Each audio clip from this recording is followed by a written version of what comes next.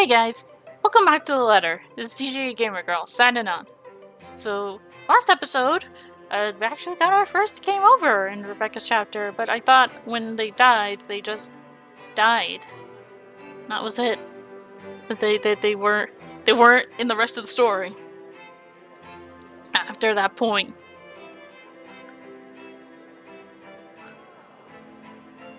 Yeah, now we're in Ashton's chapter, and it starts at the housewarming party. So we get to see what he was doing, and find out maybe a few things from him that he couldn't tell his friends. Yeah. By the time the party's in full swing, night's fallen, yet there still isn't a Luke right in sight. The man can be quite ostentatious, but this? Frankly, I'm impressed. I don't even know how many hors d'oeuvres I've already stuffed my face with. One too many, probably. The servers are already giving me a stink eye every time I saunter over to the buffet table. Blame your employer, not me. He is the one who has the guts to show up late. Besides, most of the guests' idle talk is concentrated in this area. Despite standing under the same roof with the very people they're whispering about, some just couldn't resist. I might as well keep an ear out for any useful info. Is Suarez still fixing that tech problem? Tech problem? It's been 3 years. Sooner or later, the Blighter will put 2 and 2 together. He might have already. If the red tape I've been slammed with these past few months suggests anything, that or someone's been pulling the strings. I wouldn't be shocked. This case would not have gone this long if Scumbag didn't have a mule of some kind in the force. Shush you, we all know Suarez just wants an out. I knew he was bad news the day the merger with Evans Incorporated happened. Feh, glad I did not have to deal with that. But keep it down, someone might hear. The wife especially. This kind of negligence has always been an advantage. But sometimes I wish I could be smashed drunk while doing this. Having sharp ears also means you get to hear the most unsavory things. Who cheated on who this week, one person's motive for bashing someone's skull against the wall, or a father's excuse for burning his own daughter alive, that sort of stuff. After a few years, it gets tiring. You get desensitized to it. But humans could also be downright awful. Sometimes there simply isn't enough brain bleach in the world. Sadly, the wine is a no-go tonight, and mostly for show. I'm up for another drive later, for one, so I definitely want to be sober in case anything comes up. And something always comes up in assignments like this. A detective inspector dying of cardiac arrest, for example. Because I can feel the mum in my heart grinds to a halt the second I shift my eyes to a corner of the ballroom. Hana right. Some will say I'm acting a touch bit paranoid, and maybe I am. This is a party, and she's the hostess. It goes to say that she'd take time to mingle with her guests. But Hana Wright, nay, Evans, isn't without her fair share of accolades. At least to the public, she doesn't seem like it.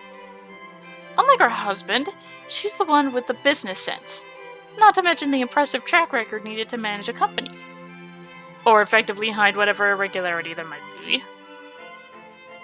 She's clean as far as my agents and I have found, but it doesn't rule out a possible involvement with whatever her husband's up to. She might not know about it. Ash. Hell, Luke Wright came out clean in previous reports until I bothered to take a deeper look into it. What I found may not be sufficient to bring anyone to trial. Yet. But it's enough to nurture suspicion. This may be a bit of an overreaction, but no one lasts long in my line of work and by being careless. You would catch his eye a lot better if you wore nicer clothes, don't you think? Didn't realize the housewarming was going to be this fancy. I would have gone with a nice dress if I knew. Nothing to worried about then. She's probably even more careful with appearances than her own husband, having grown up with the spotlight focused on her. Yet even knowing that, the anxiety stays. It has been here since the party started. I've brushed it off earlier. Who wouldn't feel edgy, right? I've gone undercover in a party hosted by the very person I'm investigating. That in itself is risky and has and has plenty of rooms for error. Plenty of room for error is actually the correct term. Usually, though, the tension passes around the first half hour or so. I've been trained to remain composed in situations like this. However, with each second I spend here, it only grows heavier and seeks to overwhelm. An odd feeling that someone is watching me instead. It's been like this since last week, but I should really be used to this. People would be looking at me, no matter how small or big of a blip I am on their radar. That's what they do in these things. But when the feeling of eyes burning into my back lingers longer than necessary, I've been looking around every now and then to catch the culprit. No luck. In spite of my efforts to push the sensation as far down as I could, tiny pinpricks continue to sting the back of my head, and the ghost of a cold touch creeps up my limbs. Until my gaze switches back to Rebecca and Hannah Wright. She stands there, dark-haired and dirty, sticking out like a sore thumb. Even so, no one seems to notice. Although she's looking away from me, her mere existence here strikes. Disturbs. A sense of tunnel vision blinds while I stand shocked. Still, and gape at her. Like my life depends on making sure she stays where she is. I feel trapped in her presence. Till another guest bumps into me, yanking me out of my stupor. Only then do I realize I've been holding my breath. Before I could figure out what happened, she's gone. A quick scan of the room yields no signs of her. The party continues as if nothing's amiss. I'm not really one to judge, but if someone like that would not have been allowed in a fancy thing like this, what's the security been doing? Are they really that incompetent for someone so distinct to easily get in without notice? There should have been an outcry by now, particularly from the host. She's been standing there almost an arm's length away from the woman, and yet she simply continues her talk with Rebecca. Oh, the professor! And your little Becky! My parents couldn't make it since they're in Scotland right now. And Mom says hi, by the way. Is there something in the food then? I'm starting to see things. Couldn't have been the wine though. I'm every bit as sober as I've been when I first stepped off my car. The hors d'oeuvre? Why would anyone want to do that?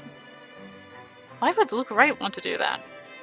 He's fishy, but I couldn't see why he'd ever think it'd be a good idea to lace the food he'd serve in his party.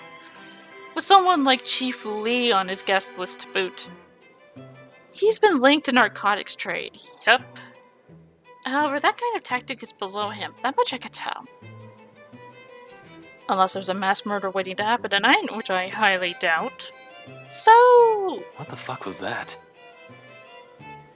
But there's no time to look deeper into this, even if I want to. Not when a telling silence comes upon the room and draws everybody's attention to the main doors of the ballroom. About damn time. Right. Good evening, ladies and gents. Enjoying the party? I hope I'm not too late in welcoming you all to the Wright Mansion. I've been tailing this guy for a while now. Before that, I've heard stories from previous officers who tackled this case. None of which are pleasant. Mind, I'm not counting the incident with Professor Clark. Yet, pleasant is glossing over the gravity of it. While Wright's good at covering whatever shady stuff he's doing, he's been shown to be a really rotten guy. At least, that's the case when he thinks none of his peers are around to judge him. I've lost track of how many counts of verbal abuse and harassment cases the guy could be pinned with. Fuck! He even tried to make a move on Isabella back in the open house, right in front of his wife! Standing in the same room as him does not make me want to punch him any less. Actually, the urge is stronger, but protocols. My case first and foremost. My own opinion of the man shouldn't get ahead of my purpose here. If I want to put him in his place, it should be in court, with all proper charges filed against him. And I'll only be able to do that once I gather enough evidence to pin this bastard down. Welcome, one and all, to our humble abode. Tonight, if you have yet to find yourself in your roles, you are all ladies and lords of the court of your king and queen, if you would excuse my presumptuousness. So, enjoy the feast that has been laid out for your senses as we only allowed the best to be served. Enjoy the rest of your night, everyone! Suppressing my annoyance, I prepare to step away from the crowd. Amidst the cheers and claps, now is as good a time as any to move. Try to find that something the McCulloch woman talked about. In the first place, I have no plans to actually shake hands with the slime ball himself. A fake smile is plastered on my face while I pretend to listen to one of the other guests gossiping about him, all while slowly inching out of the ballroom. Unfortunately, before I could get any further... Are you feeling ill, Rochelle? Perhaps you need to sit down and... Rich people only have two ways to resolve their mess. Either they quietly deal with it behind closed doors, or they create an even greater problem out of it, and it just blows up in everybody's faces one way or another. Fun. No! Shut it, you monster! I ain't talking to you! I'm talking to this scumbag over here! You bloody bastard standing there with your smarmy smile! Not even a few seconds in, and this is already proving itself to be a big public spectacle. Why spend money on the television to buy daytime soap operas? You can just go to one of these parties and see the action unfold in real life. You get free food, too. Really, if I were an actual guest, I'd just take this as some sordid form of amusement. Watch your tongue! You're on thin ice, Rochelle. Where's your husband? Who even invited you? But I'm not a guest who's here for a good time. Need to focus on him, even through this whole sorry tale. Sorry about that. Talking about dinner.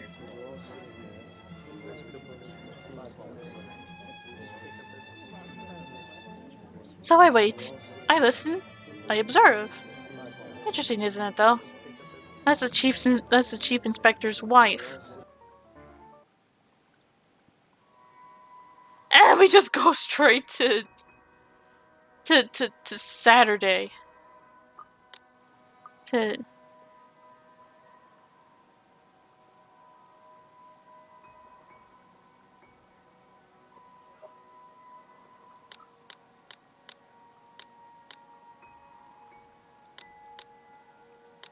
Monday, Tuesday. Oh, okay. 18th, 21st, it skips. We're already on Saturday.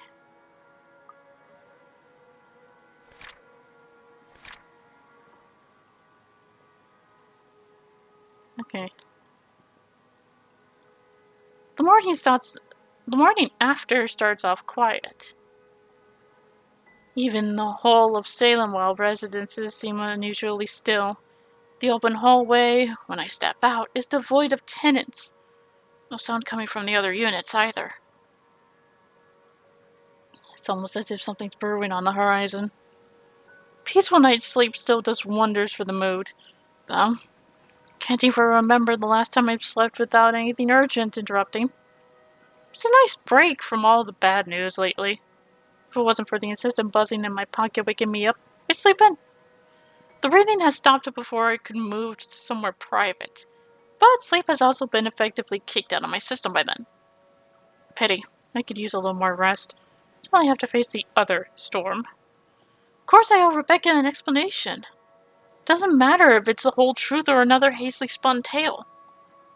Although, I haven't really figured out how to go about this. Yet.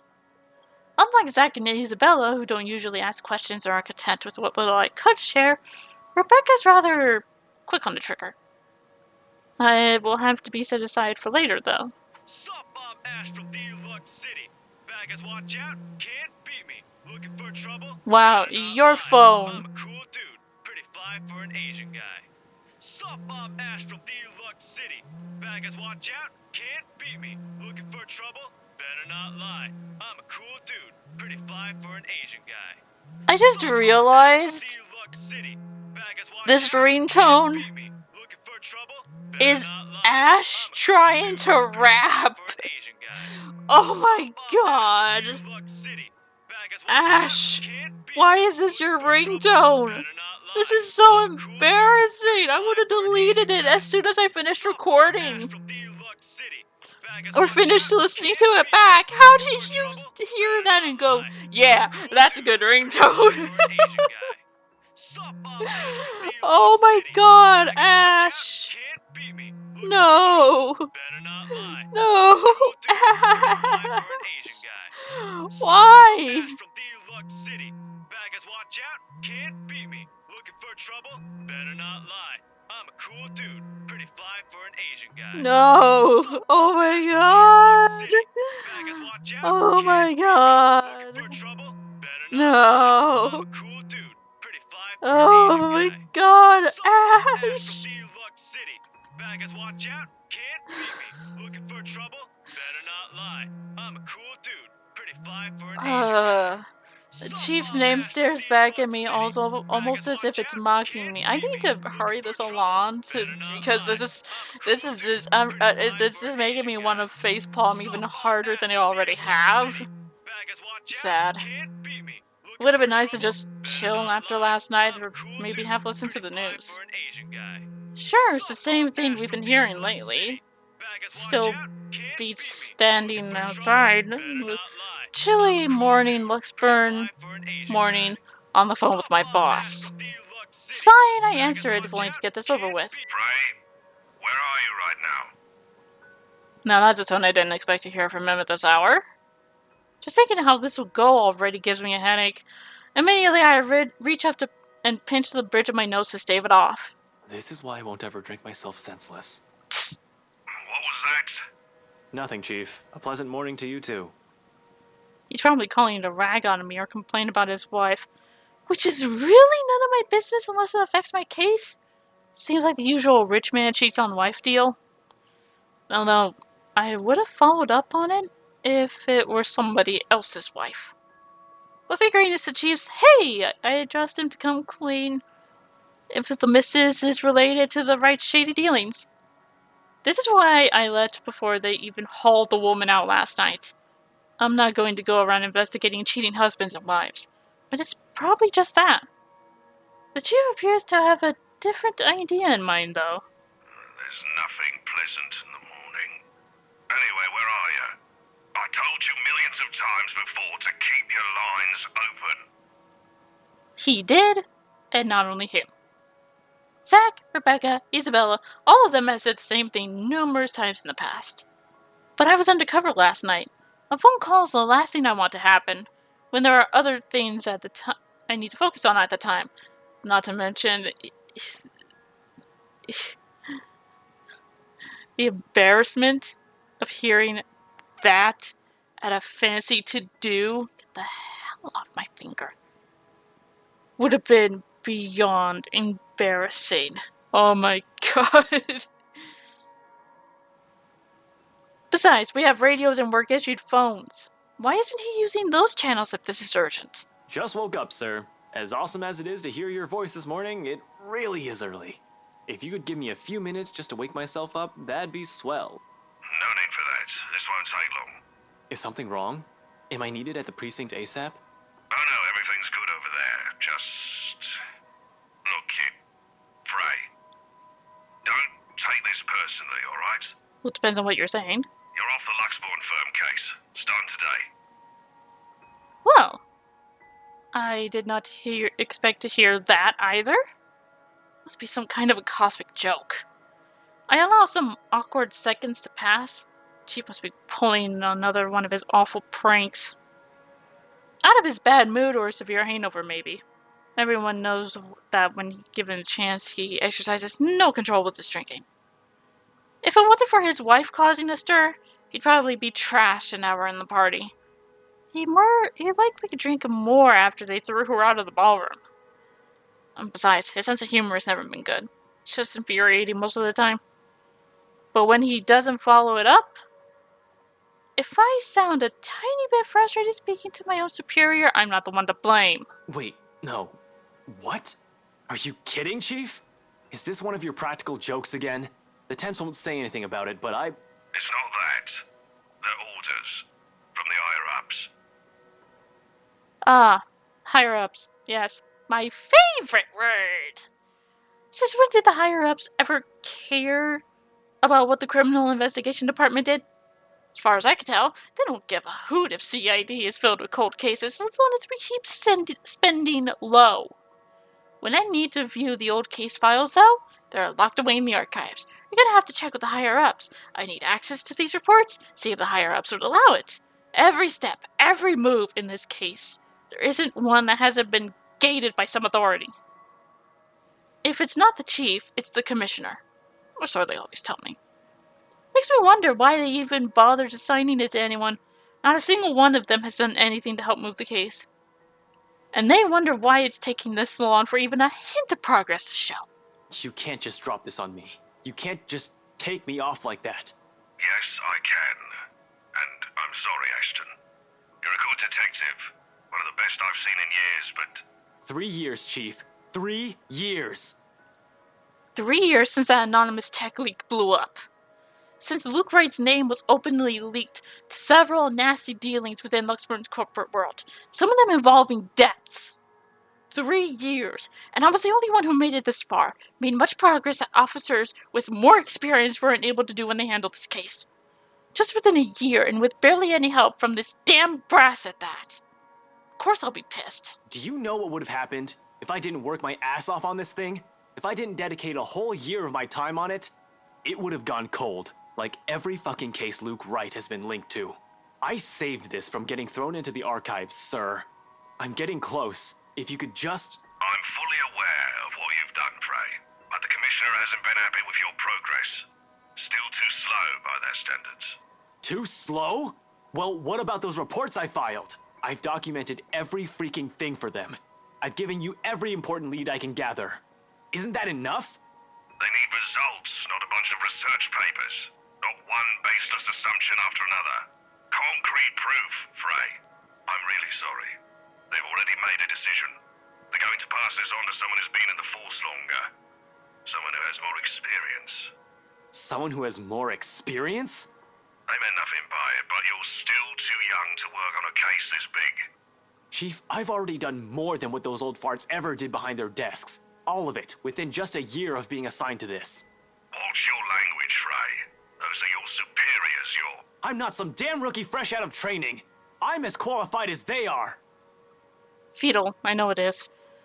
They'd never say it within my earshot, but from the very minute I stepped into their precinct, the lot of them had underestimated me. From their stares alone to the assignments I get. To them, I'm still just a kid. Too young, too green, too inexperienced. And once they pull that card on me, every argument I have gets thrown out the window. No matter how logical it is, how much I've accomplished, what the records say, or the amount of work I've put in every investigation they've thrown my way. We're all aware of your skills, kid. You wouldn't have that badge and rank if you weren't good enough. However, this case is just not for you.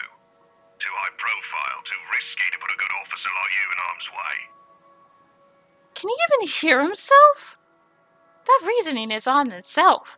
No one joins this line of work without knowing the dangers of it. Don't I get a second chance? You said it yourself. I'm a good detective. It'll just be a matter of time before we can close this.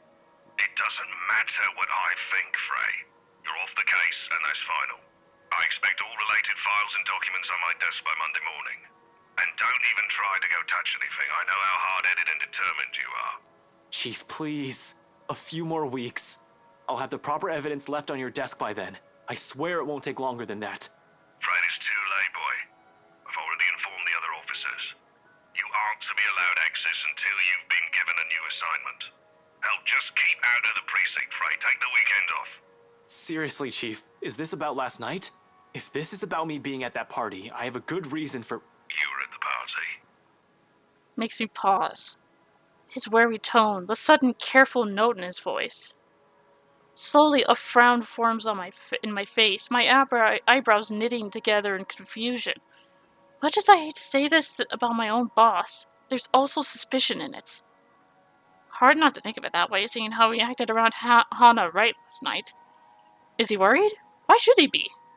Everyone who was invited, I didn't doubt for a second why he received an invite, even if his presence was questionable.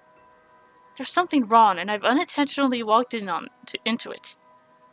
All I have is a sneaking suspicion. But when one looks at this from a different angle, put everything together, why the hell I've been taken off the case might be for the same reason he was there in the first place.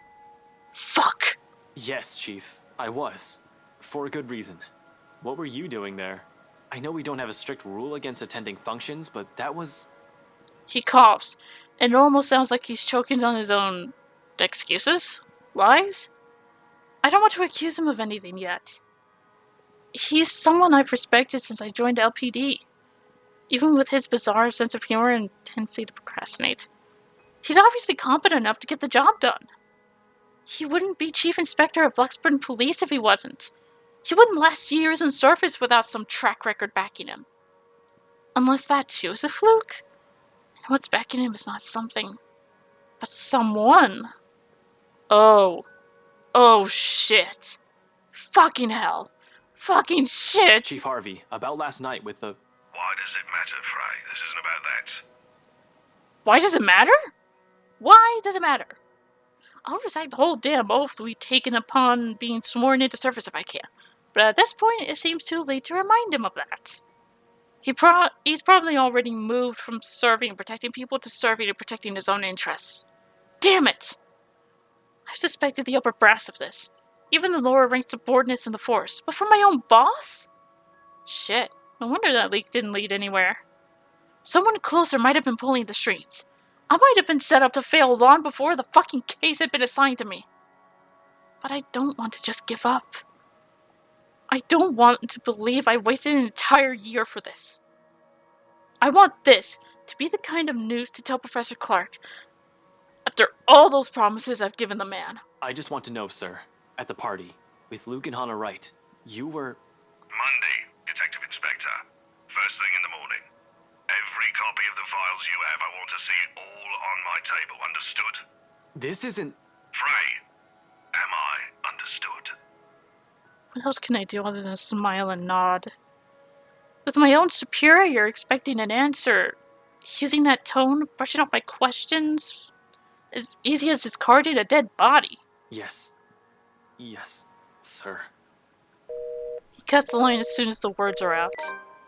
You're off the case, Frey, just like that. Funny why this still caught me off guard. I've discovered years ago how different the actual thing is. How far from reality everything I've believed is as a dreamy-eyed kid. There are no high-speed pursuits every day, no thrilling gunfights or exciting cases every step of the way. Only paperwork, lots of red tape, and dealing with the politics and bureaucracy. I have set out to change things, hoping it'll make things better for the people I care about. It ended up changing me instead. Searching right for being too idealistic, I guess. This is probably the universe telling me that it's better to remain the skeptic I really am. Now here I am, standing useless. Can't even do anything but grit my teeth and kick the wall. The bastard didn't even acknowledge my response. What did the poor wall ever do to you? I figures Rebecca would be the one to find me in this embarrassing state. Honestly, I don't like it when she sees me like this, which seems to happen a lot regardless of what I want. Rebecca, now's not a good time. The concern I expect from her when I turn isn't there, however. Instead, she just looks... Well, the storm I left brewing last night is right there on her face, ready to be unleashed. When is it ever a good time for you? You're always so busy with everything now. Now I find you here, sneaking out without even bothering with a proper goodbye. Not even a word. Really, I'm starting to think you're just keeping me around for my couch and my cooking. Becca, it's not what you're thinking. I wasn't planning on sneaking out. I was going to say goodbye. I just had to take this call. Although, I'm not gonna lie, couch is great. 10 out of 10. Would sleep again. Stop it with the jokes, Ashton. I'm not in the mood. Her bitterness is not lost on me. But at this point in our friendship, in our lives, how does she still expect me to answer that? What am I supposed to tell her now? Are you still mad about last night? She merely raises an eyebrow at me, which, to be honest, is all the response I need.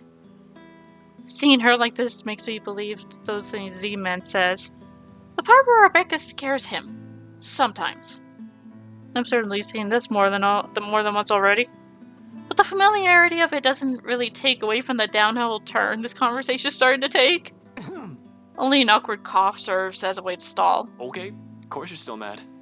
But whatever happened last night, I really am sorry. I'll apologize as many times as you want. If you want, I'd even kneel or something. Ashton, an apology is nice and all, but that's not what I wanted to hear from you today. Alright, fine, okay. Where do you want to start? Oh, I don't know. I've honestly lost track of it by your third trip to the buffet table. I wasn't... The drive up there took a bit. Can you blame me if I wanted to grab some appetizers? Oh, come on, Ash! For the whole evening? For the whole party? Please don't tell me that's all you did, because I've never known you as someone who pigs out. You even took great lengths to avoid me. Should I also mention how you ignored Zach? Sometimes I get the feeling you don't want to be seen with us in public. Some friendship, huh? That's... Sorry about that. But even in the other chapters, in her chapter, in Hannah's chapter, in Zach's chapter, it was obvious that that's not what it is. You know it's not like that.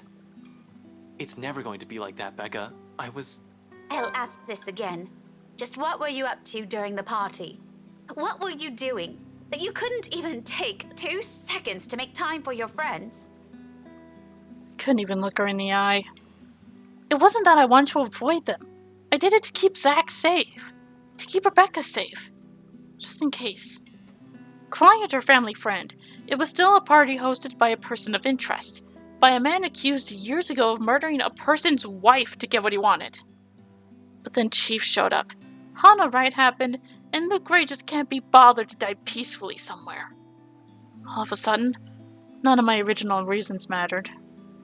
If I was found out right then and there, hell, if Zach and Rebecca's connection with me was found out, who knows what might have happened. But Rebecca doesn't understand that. Doesn't understand what I can and can't say to keep them from harm. It's all in her eyes, in the tight line of her lips, and her furrowed brows. It hurt. This day is just off to a wonderful start. First my case, now Becca. How do I even go about this? Well, you could say it's confidential, but she'd get, super pissed off. You could stretch the truth, but I think she'd even get pissed off at that.